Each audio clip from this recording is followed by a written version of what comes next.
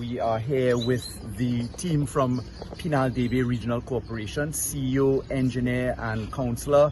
I would like to say a personal congratulations to this corporation. They have been on the ground literally day and night, as has every other corporation, but this corporation is the one that we saw the most amount of flooding issue come from. That is not by mistake. So to Trinidad and Tobago, we are still on alert. We have been looking at back-to-back weather systems and preparing actively for this. In fact, I want to congratulate Trinidad and Tobago for taking the material and the information as seriously as they did. There are images of flooding from 2012, from 2017, etc. It has been caused by illegal occupation of watercourses. So when the big event in 2012, if you go to Uncle's house behind me here and you see the images, he's kept the newspaper clippings, it's because of illegal occupation of the river spaces. I have given a pledge. I've called for the files from the Ministry of Works and Transport Drainage Division and from the Penal Debe Regional Corporation, and I'm going to get personally involved in ensuring that this ministry, rural development and local government, has the ability to have action. It cannot be that hundreds of citizens are prejudiced by the actions of one or two people.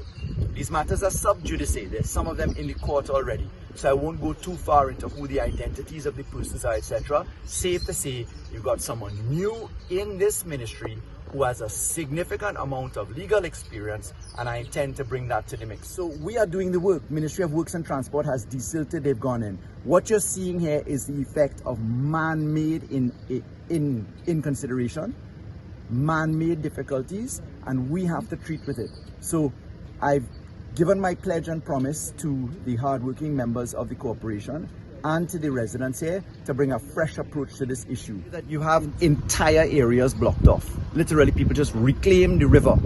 So whereas you have a river at 3.8 meters wide, it's down to 2 feet right now because people have backfilled into the river, built walls in the river, and just don't care about the consequential effect of blocking a water course. Now the point is that there are laws and due process, so we must respect the system.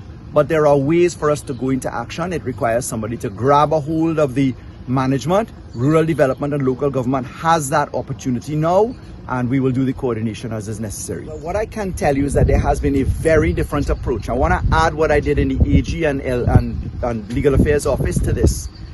You must remember I passed something called the Amendments to the Registration of Title to Land Act and the amendments to the law involved us establishing a GIS unit.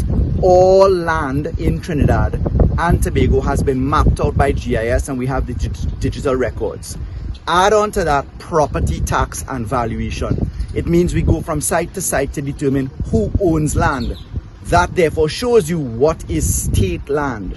Add on to that I have gone on an aggressive mission with the government's permission to vest corporation assets. So these lands are not owned by the corporation.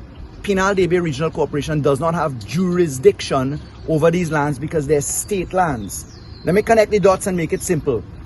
Before the local government reform exercise was brought into focus like this, you would basically have had people spinning top in mud because there was nobody with line responsibility in law. That is now totally different under my direction, taking what has happened in legal affairs and in registration of land and GIS mapping and local government reform. These assets will be given to the corporation and we can enforce the law. That's the difference. So there's a short-term plan, we did the cleaning.